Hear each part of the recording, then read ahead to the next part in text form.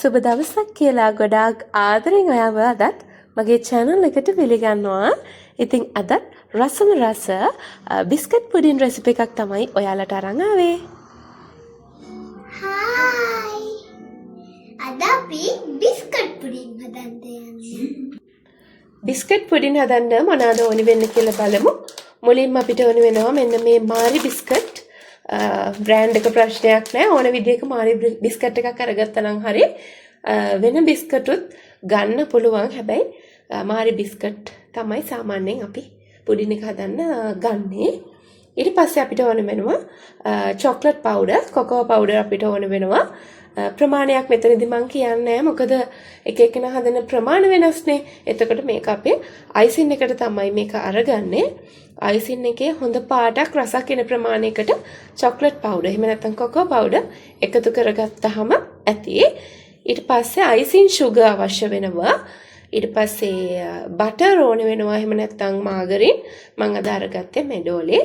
ඊට පස්සේ අපිට බිස්කට් ටික පොඟව ගන්න කිරි අවශ්‍ය වෙනවා. මම මෙතනදී අරන් තියෙන්නේ පිටි කිරි දිය කරලා. ඔයාලට ෆ්‍රෙෂ් මිල්ක් උනත් මෙතනදී අරගන්න පුළුවන්. ඊට අමතරව මම කෝපි කුඩු ටිකක් අරගෙන තිනවා. ඔයාලට Nescafe හරි අරගන්න පුළුවන්. ඒ දෙකම නැත්තම් ඔයාලට කොකෝ පවුඩර් ටිකක්ම එකතු කරගන්න පුළුවන් කිරියකට. එහෙමත් නැත්තම් කිසිම දෙයක් එකතු කරගන්න නැතුව කිරි ටික විතරක් පොඟවලා අරගන්න පුළුවන්. කිරි ටිකෙන් විතරක් බිස්කට් එක පොඟවලා අරගන්න පුළුවන්. එහෙනම් බලමු කොහොමද දැන් අපි හදන්න පටන් ගන්න කියලා. දැන් අපි කිරි එකට කෝපි කුඩු චුට්ටක් එකතු කරගන්නවා. මේක අත්‍යවශ්‍ය නෑ. හැබැයි දැම්මොත් රස ටිකක් වැඩි වෙනවා. කිරි ටික මෙන්න මේ විදිහට මිශ්‍ර කරගත්තාන් පස්සේ අපි මේක පැත්තකින් තියාගමු. ඉතුරු වැඩ ටික කරගන්නකම්.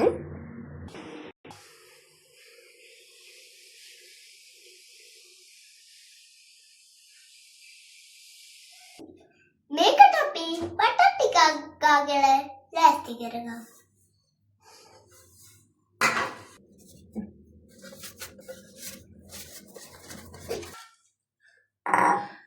දැන් අපි චොක්ලට් අයිසින් එකක් හදාගන්න ඕනේ. ඒකට ඕනි වෙනවා බටර් හරි මාගරින් හරි.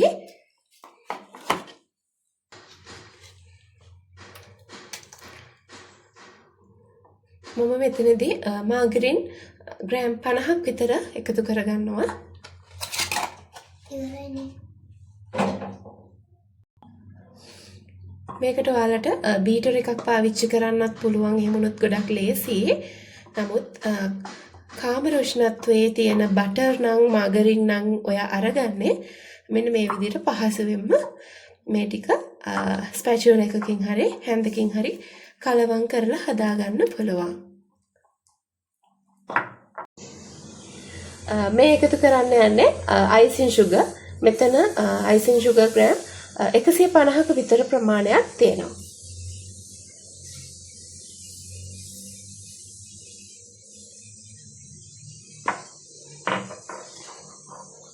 චුට්ට එකතු කරන්න ඕනේ.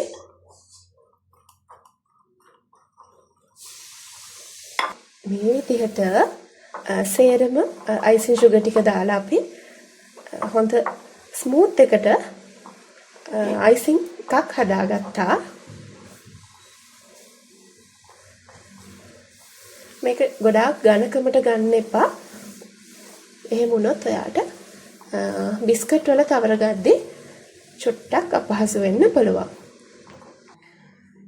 අයිසින් එක මේ විදිහට හදාගත්තට පස්සේ මම මේ එකතු කරන්නේ කොකෝ පවුඩර්. කොකෝ පවුඩර් මම මෙතනදී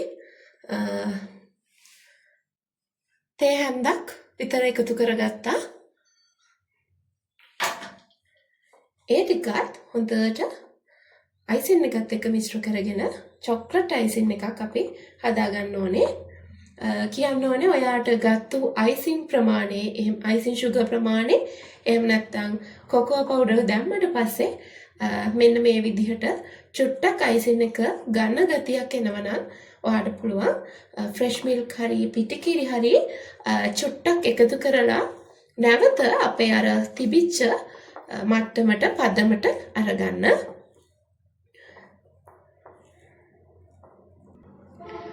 මම මේ වෙලාවේදී මේස හැන්දක විතර කිරි ප්‍රමාණයක් එකතු කරගත්තා. මම ඒ ටික ගත්තේ අර කලින් අපි කෝපි මිශ්‍ර කරලා හදාගත්තු කිරි එකෙන්.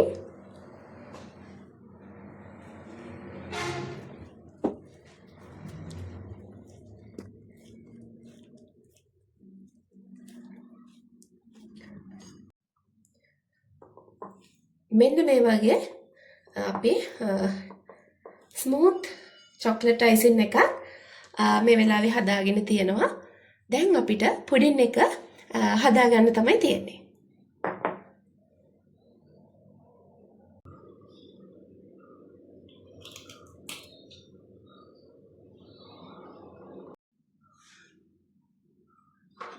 මුලින්ම අපි චොක්ලට් අයිසින් චුට්ටක් අරගෙන මෙන්න මේ විදිහට අපි පුඩින් එක සෙට් කරගන්න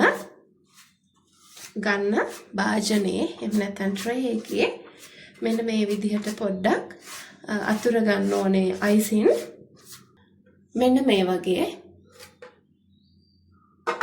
දැන් අපිට පුළුවන් බිස්කට් එකින් එක අරගෙන ඒක මෙන්න මේ වගේ කිරියකට දාලා ගොඩක් වෙලා තියන්නේ ටක් කරලා අරගෙන මෙන්න මේ වගේ මුළු තැටිය පුරාම මේක අතුර ගන්න පුළුවන්.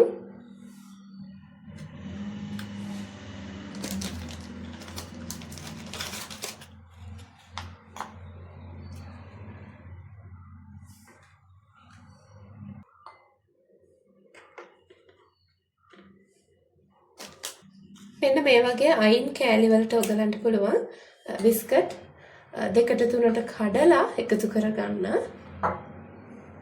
අපිට තියෙන්නේ මේකට උඩින් චොක්ලට් අයිසින් ටික තවර ගන්න.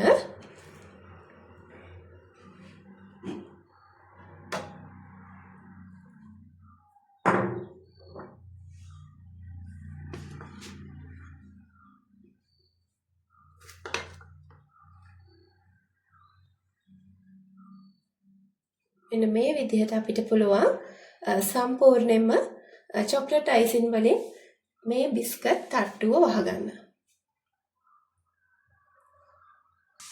ඊට පස්සේ අපිට තියෙන්නේ මෙන්න මේ විදිහට දෙවෙනි ලේයර් එක ඒ විදිහටම අතුරගෙන යන්න. කිරි එකේ ගොඩාක් පොඟවගෙන ඉන්න එපා. එමුණොත් බිස්කට් එක දිය වෙනවා. යන්තම් කිරියකට බිස්කට් එක දාපු ගමන්ම ටක් ගාලා අරගන්න. දැන් අපිට පුළුවන් මේ බිස්කට් ලේයර් එක උඩටත් ආපහු චොක්ලට් අයිසින් ලේයර් එකක් එකතු කරගන්න.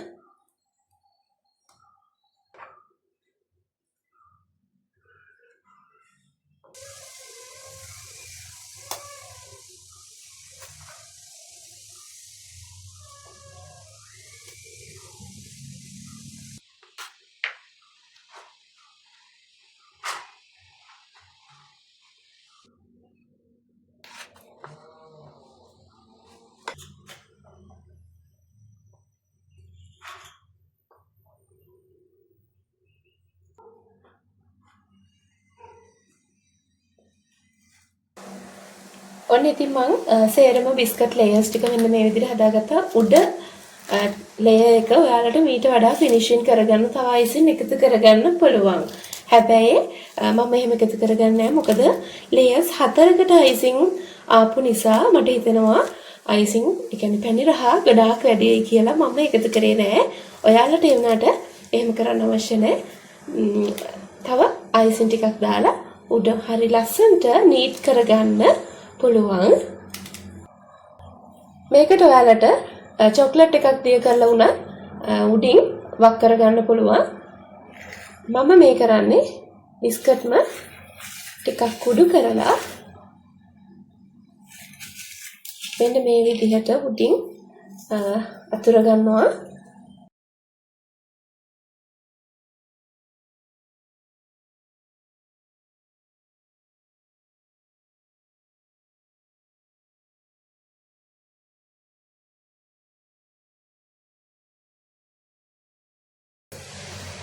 මම නම් මෙච්චරයි කරන්නේ.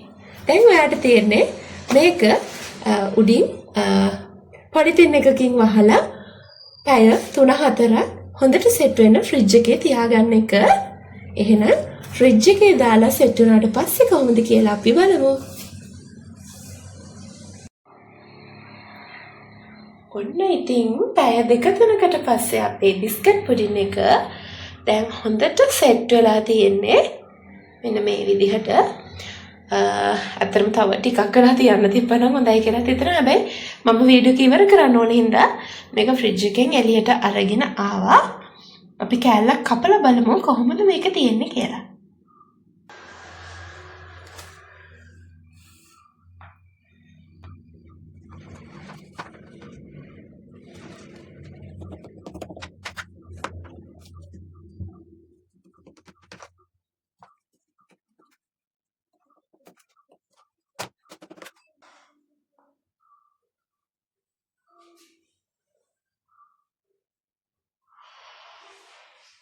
ඔන්න ඉතින් මෙන්න මේ විදිහට තමයි අපේ බිස්කට් පුඩින් එක තියෙන්නේ.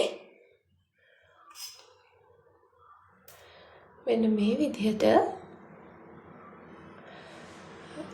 ලස්සනට ලේයර්ස් ටික පේන විදිහට අපිට අලා ගන්න පුළුවන්. ඉතින් අදත් මගේ කටහඬ අහගෙන මගේ රසම රස රෙසිපි එක දිහා බලන් හිටපුව එයාට ගොඩාක් ස්තුතියි කියලා කියන ගමන්ම ආරාධනා කරනවා එයාට තාමත් එයා මගේ channel එක බලන්නේ subscribe කරන්නේ නැතුව නම් subscribe කරලා දිගටම මාත් එක්ක එකතු වෙලා ඉන්න කියලා. එහෙනම් අදට ගිහින් එන්නයි.